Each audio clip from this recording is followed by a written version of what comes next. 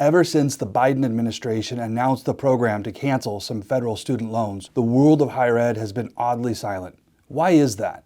A variety of experts on both sides of the political divide believe that schools will just use this as another opportunity to raise tuition. The plan favors the already strong government education industrial complex by opening up another floodgate of taxpayer dollars, which means easy money for higher ed.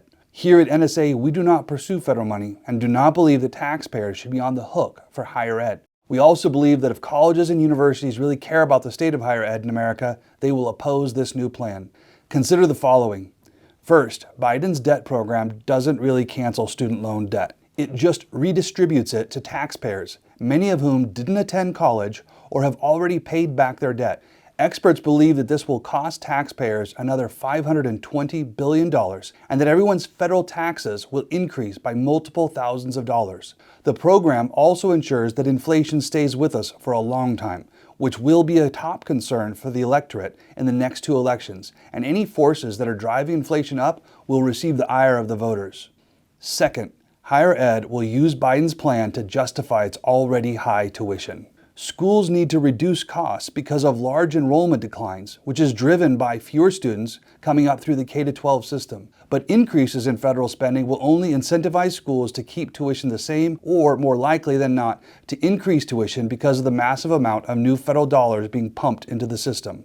Third, moving the debt from the students who signed up for the student loan payments to the taxpayers who didn't will teach our young people that loans don't need to be paid back. A new generation of students will be more likely to get into debt with the hope that their debt will also be canceled. How will the federal government say yes to canceling the debt of one generation and no to the next? Fourth, debt redistribution will further erode the public's trust in higher ed. Trust in American colleges and universities is already at an all-time low. According to a 2019 Gallup survey, trust in the post-secondary system eroded more than any other U.S. institution, including Congress, the criminal justice system, and the media. Recent evidence suggests that this trend is getting worse. This program will further erode trust, and taxpayers will grow more skeptical and bitter towards higher ed. Fifth, federal money privileges some colleges and discriminates against others. By taking federal money, colleges are bound to the political bias of the federal government, even if those ideas run counter to the guiding principles of the college. For instance, conservative or religious institutions that accept federal dollars will have to adhere to whatever religious or political philosophies the federal government endorses. This privileges institutions that go along with what might be termed the religion of the state, and it penalizes those more historic and traditional colleges that adhere to an orthodox religious foundation. And finally, the more that higher education participates in these federal loan programs, the more it becomes dependent on federal money. If the federal government is the primary funder of post-secondary education in America, then colleges and universities are disincentivized to perform better or to offer improved services to their primary customers, students and parents. The White House plan merely prolongs higher ed's hide-and-go-seek with financial realities and reinforces an already broken business model.